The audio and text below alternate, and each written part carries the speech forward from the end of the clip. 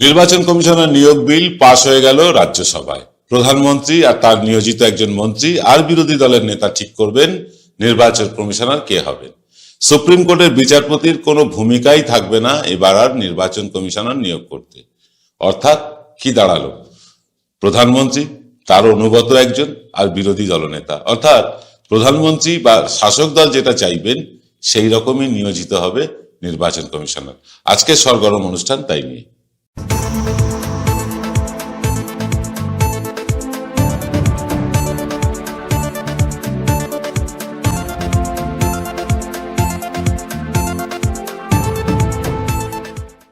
নমস্কার, শুভ সন্ধ্যা।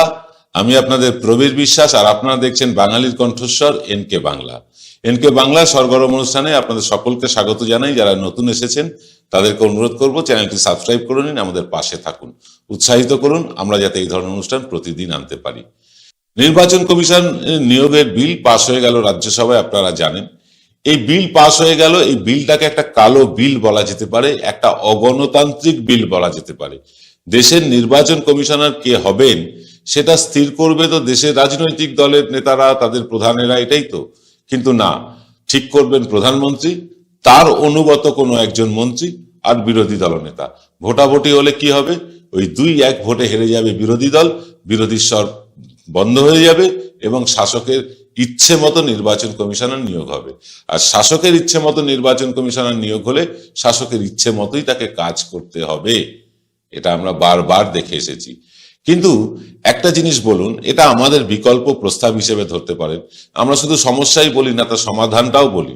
এই যে ধরুন, শাসক দল সহ প্রতিটি নির্বাচন কমিশন অনুমোদিত যে রাষ্ট্রীয় দল আছে তাদের একজন করে প্রতিনিধি, সংবাদ মাধ্যমের একজন প্রতিনিধি, রাষ্ট্রপতি স্বয়ং এবং সুপ্রিম কোর্টের প্রধান বিচারপতি যদি ভোট দিয়ে নির্বাচন কমিশনার ঠিক করেন তাহলেই তো সেটা স্বচ্ছতম হতো।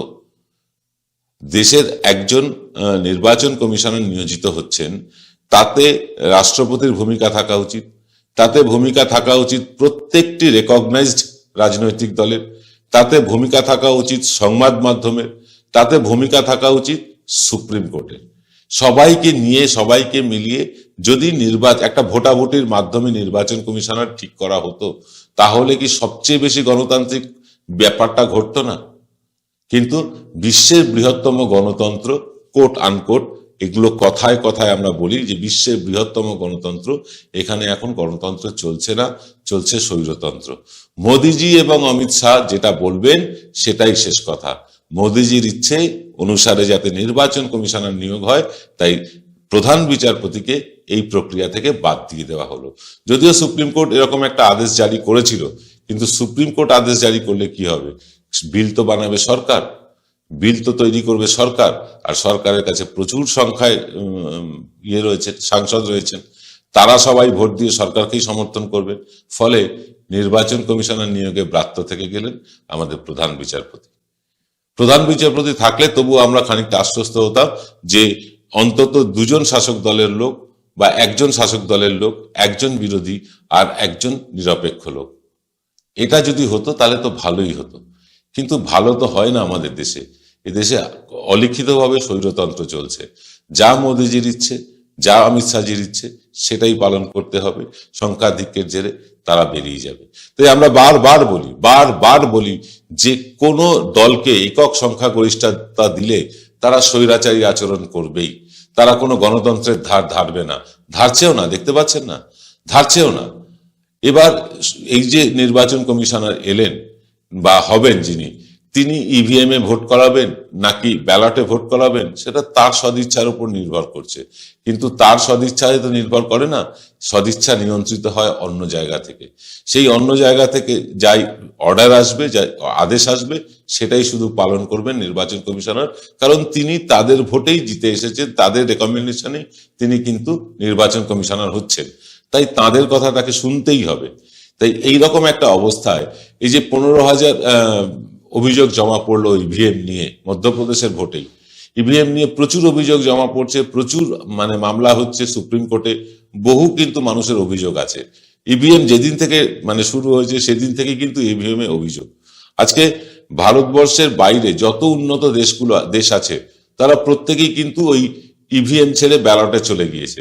কারণ ইভিএম একটা যন্ত্র, যন্ত্রের তো ভুল হতেই পারে, কিন্তু মানুষ যদি কোনো কাজ করে, সে একটা মানুষের ভুল হতে পারে, দ্বিতীয় মানুষের ভুল হতে পারে, সব মানুষের কিন্তু ভুল হয় না। একই গণনা যদি 4 জন করেন, তাহলে 4 রকম রেজাল্ট যদি বেরোয়, তাহলে বলবো ভুল হচ্ছে। কিন্তু একই মানুষ, মানে একই গণনা যদি 4 জন করেন এবং 3 জনের কথা ঠিক হয়, তাহলে তো ধরতেই হবে যে মানুষই ঠিক। যন্ত্রের উপর নির্ভরশীলতা আমাদের কেন কমছে না? এখানে একটাই কারণ, যে এই 20 লাখ ইভিএম চুরি গেছে। 20 লাখ। এই 20 লাখ ইভিএম ভোটে ব্যবহার হচ্ছে কিনা তার কোনো গ্যারান্টি দিতে পারছে না নির্বাচন কমিশন, কোনো গ্যারান্টি দিতে পারছে না। অর্থাৎ এই ইভিএম চুরি যাওয়া ইভিএম গুলো যে ভোটে ব্যবহার করে কোনো একটি রাজনৈতিক দল জিতে যাচ্ছে না, তার নিশ্চয়তা কোথায়? অর্থাৎ আপনি যাকে ভোট দিলেন, সেই ভোট পড়লো গিয়ে অন্যর কাছে, বা সেই ভোটটা বাতিলই হয়ে গেল, অন্য ভোট পড়লো, তাহলে আপনার এই ভোটে দাঁড়িয়ে, লাইনে দাঁড়িয়ে মানেটা কি? ভোটের লাইনে দাঁড়ানোর তো কোনো মানে রইল না। আপনি ভাবুন, মধ্যপ্রদেশে বিজেপি যা ভোট পেয়েছে তার থেকে বেশি ভোট পেয়েছে কংগ্রেস, কিন্তু তারা আসন সংখ্যায় অনেক পিছিয়ে আছে। সন্দেহ হবে না? একটা দল বেশি ভোট পেল, সংখ্যায় বেশি ভোট পেল, আসন পেয়ে গেল অনেক কম, সন্দেহের উদ্রেক হবে না? এখান থেকে সুপ্রিম কোর্টে মামলাটা উঠেছে। এবং এই ইভিএম না ব্যালট, এ নিয়ে কিন্তু সারা দেশে চর্চা শুরু হয়ে গেছে। ইভিএম এ ভোট হওয়া উচিত না ব্যালটে? আমরা বলেছি দুটোই হোক। কিভাবে দুটো? আমরা বলছি যে ইভিএম এর সাথে যে ভিভিপ্যাট আছে, সেই ভিভিপ্যাটের প্রত্যেকটি স্লিপ কাউন্ট করা হোক। নির্বাচন কমিশন বলছে তাতে তো অনেক সময় লেগে যাবে। আমাদের বিকল্প হচ্ছে যে যেভাবে নোট গোনা হয়, সেভাবে যদি ভিভিপ্যাটের স্লিপ গোনা হয়, তাতে কি অনেক সময় যাওয়ার কথা? না অনেক ম্যান পাওয়ার যাওয়ার কথা? নির্বাচন কমিশনার এর উত্তর এখনো দেয়নি। আমরা এই নির্বাচন কমিশনকে বিকল্প পাঠিয়েছি, কিন্তু তারা কোনো উত্তর দেননি, তারা অ্যাকনলেজও করেননি। যাকে এটা তাদের ব্যাপার। কিন্তু এই ইভিএম ছেড়ে ব্যালটে ফিরে যাওয়া বহু নমুনা আছে। যে ইভিএম এর মাদার চিপ জাপান বানায়, সেই জাপান নিজেরা বলছে যে আমরা ইভিএম এর উপর ভরসা করছি না। তাই নাকি এখন ইসরায়েল থেকে চিপ আসা শুরু হয়েছে। আর ইসরায়েলের সাথে আমাদের মোদিজির তো বেশ মাখো মাখো সম্পর্ক, কারণ ইসরায়েলিরাও মুসলিম বিরোধী, আমাদের মোদিজি আর বললাম না ব্যাপারটা। যাকে তাই ইসরায়েলের সাথে মাখো মাখো বিষয়, ইসরায়েল থেকে পেগাসাস আসছে, ইসরায়েল থেকে যুদ্ধাস্ত্র আসছে, ইসরায়েল থেকে ফোন ট্যাপ করার সমস্ত যন্ত্রপাতি আসছে, ইসরায়েল থেকে চিপও আসছে ইভিএম এর। ভয়ঙ্কর ঘটনা ঘটতে চলেছে।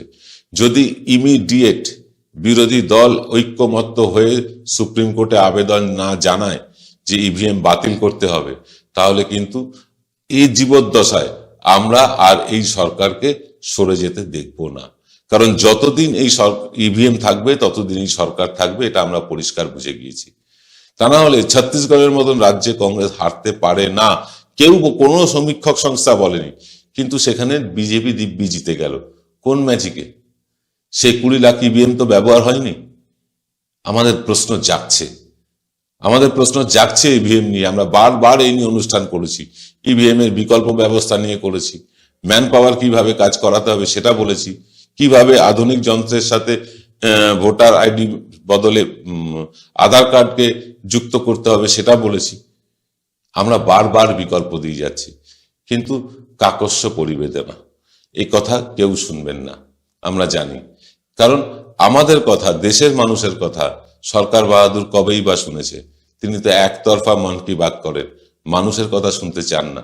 তিনি বড় বড় ব্যবসায়ীদের সাথে দেখা করেন, ফিল্ম স্টারদের সাথে দেখা করেন, খেলোয়াড়দের সাথে দেখা করেন, অর্থাৎ সেলিব্রিটিদের সাথে দেখা করেন। আমাদের কথা শোনার তার সময় কোথায়? আমরা প্রশ্ন রেখে গেলাম। আজ এই পর্যন্ত। সকলে ভালো থাকবেন। শুভরাত্রি।